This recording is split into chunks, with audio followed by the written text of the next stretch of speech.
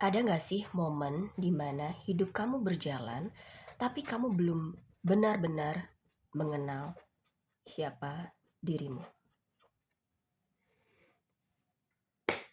Hai, aku Murid Bumi. Aku membantu individu beralih dari identitas lamanya ke identitas barunya dengan melalui ilmu dan ekspansi pola pikir. Self-investigation. Inilah video yang akan kita bahas hari ini. Pertanyaan yang tadi, pernah nggak sih kamu ngerasa hidup ini berjalan di bumi ini, tapi kamu belum pernah mengenal siapa diri kamu sebenarnya? Kamu tahu nama, label, identitas KTP, tapi di luar dari itu, siapa kamu sebenarnya?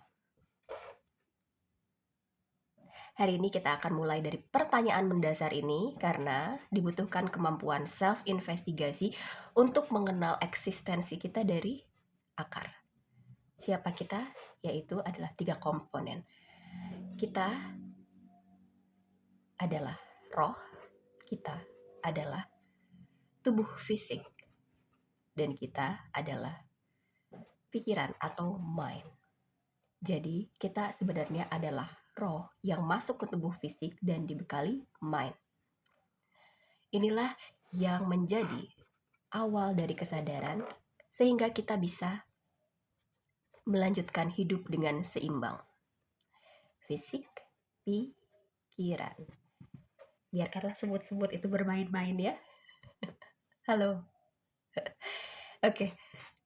Roh, fisik, pikiran.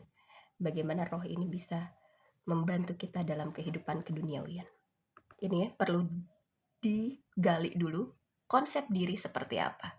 Mungkin terdengar seperti sederhana. Siapa sih aku? Siapa sih? Siapa? Apa pentingnya self-investigation? Dengan adanya kemampuan investigasi diri, kita juga bisa menggali belief system kita yang ada di pikiran, yang mempengaruhi tubuh fisik, dan yang akan menjadi kesadaran dari spirit kita. Setiap hari kita memerankan peran-peran dalam hidup kita. Kita bisa menjadi orang tua, kita bisa menjadi profesi kita bisa menjadi pasangan, teman, istri, suami, pemilik bisnis, pekerja. Kita bisa menjadi siapapun itu. Kita terbiasa mendefinisikan diri lewat label, lewat pengalaman masa lalu, dan narasi-narasi yang diberikan oleh orang lain. Misalnya saja, kita waktu kecil diberikan narasi, kita itu anak yang nakal, kita itu anak yang pemalu, kita itu anak yang gak bisa apa-apa. Tapi apakah itu benar diri kita? Semua itu adalah konsep diri yang dihadirkan dari akumulasi pengalaman, budaya kita, bahkan pengaruh luar. Oke. Dan sekarang kita mau masuk kepada inti eksistensi kita sebenarnya apa.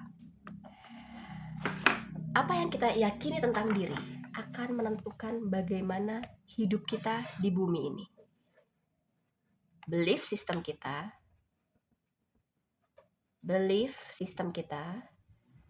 akan mempengaruhi realitas kita hidup di bumi, akan menentukan bagaimana kita merespon dunia.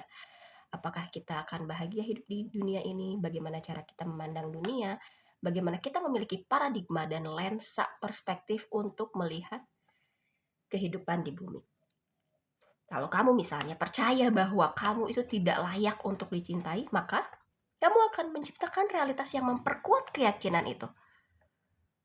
Kamu akan menarik pengalaman, hubungan, pola-pola yang seolah membuktikan, ya, benar, aku tidak layak untuk dicintai. Oke. Dan karena di sini adalah your outer world,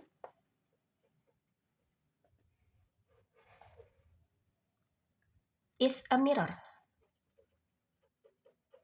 of your inner world. Yang artinya adalah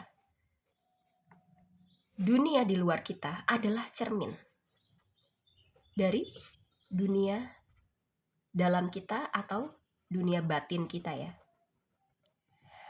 Nah, itulah kenapa self investigation itu sangat penting. Karena ketika kita menginvestigasi belief system kita, belief system. Lagi-lagi, belief system itu apa? Ini adalah keyakinan-keyakinan, kebenaran-kebenaran yang ada di otak kita yang menjadi kepercayaan karena akumulasi mindset, pengalaman yang tadi saya udah bilang, budaya, dan label-label yang diberikan oleh orang lain, orang tua kita, lingkungan kita. Nah, ini bukan sekedar refleksi saja, tapi ini bisa menjadi perombakan belief system kita, sistem keyakinan di internal kita. Karena kita harus menyadari siapa kita di intinya. Karena di balik konsep diri ada sesuatu yang lebih dalam daripada ini. Sesuatu yang gak berubah, meskipun nama kita ganti, profesi kita ganti, relationship kita diganti. Itu adalah apa? Balik lagi, itu adalah roh kita. Ini yang akan kita bahas.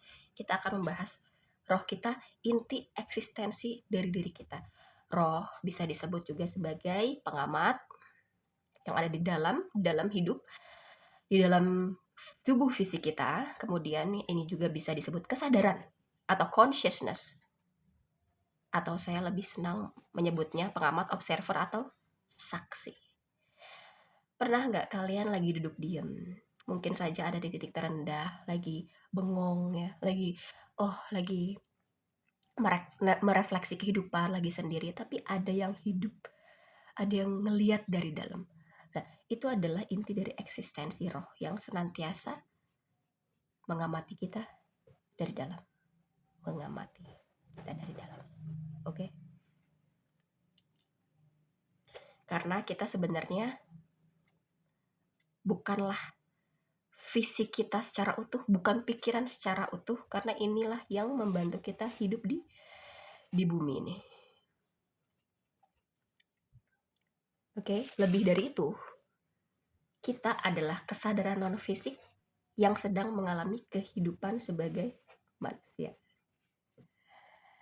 Ini bukan sekedar quotes ya. Quotes itu ada yang dibilang, we are spiritual beings having human experience. Tapi ini benar-benar adalah realitas energi yang ketika kita menyadari eksistensinya, hidup kita akan lebih mudah, seimbang, karena kita mengerti, karena kita aware, karena kita tahu bahwa eksistensi diri kita apa. Dan apa yang terjadi jika kita mulai percaya dengan eksistensi kita ini. Bahwa,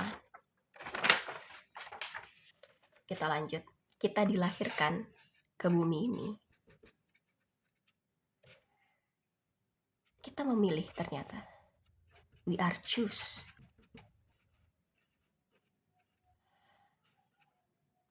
Ketika kita sadar kita memilih hidup di bumi ini, gak ada yang namanya lagi victim mentality atau mentalitas korban. Mentalitas korban itu seperti apa?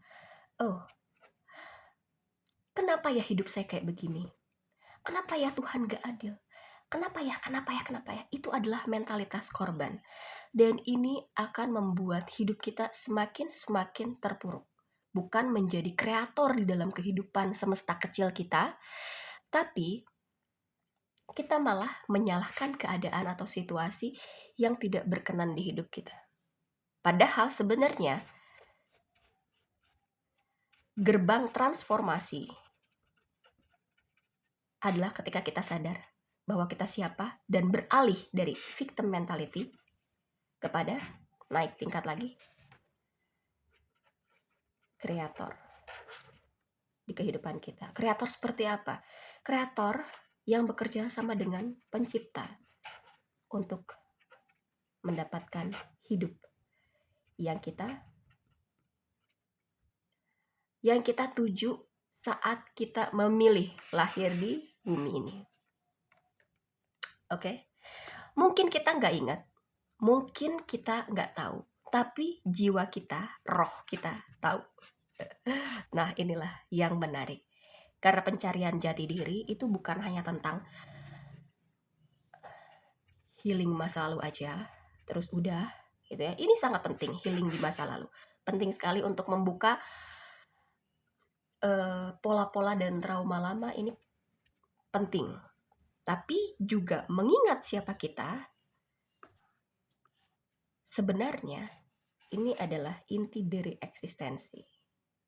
Dan mungkin memang harus menjalani progress healing. Healing itu bukan hanya sekedar penyembuhan, tapi healing juga adalah bagaimana kita naik tingkat kesadaran karena kita mampu untuk terus menginvestigasi diri sendiri. Terkesan investigasi diri itu adalah sebuah negativitas ya. Investigasi adalah kemampuan kita untuk digging, menggali belief system kita seperti apa. Sehingga kita akan menjadi roh yang sadar, manusia yang berkesadaran, dan lain sebagainya. Jadi, ketika kita tahu kita adalah roh, kita punya tubuh fisik, kita punya pikiran.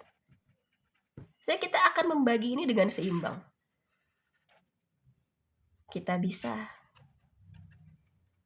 mengisi roh kita bisa mengisi fisik kita bisa mengisi mind kita. Seperti apa? Kita dibekali tubuh fisik untuk bisa hidup di bumi ini. Untuk kita berkarya, untuk kita belajar, makan, bekerja, mencari uang.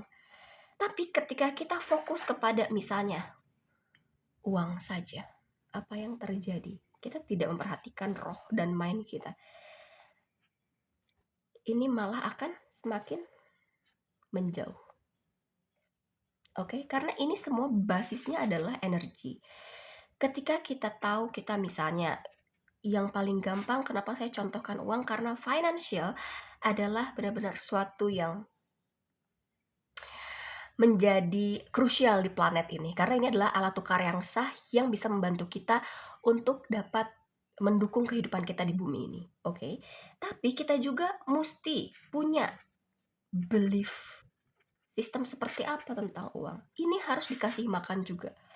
Ini harus dikasih makan juga, dan roh juga harus dikasih makan. Nah, ketika kita mau meningkatkan salah satu aspek hidup kita, baik uang, relationship, pendidikan, apalagi sosial, atau apapun itu, kita memang harus mengisi 3 ini.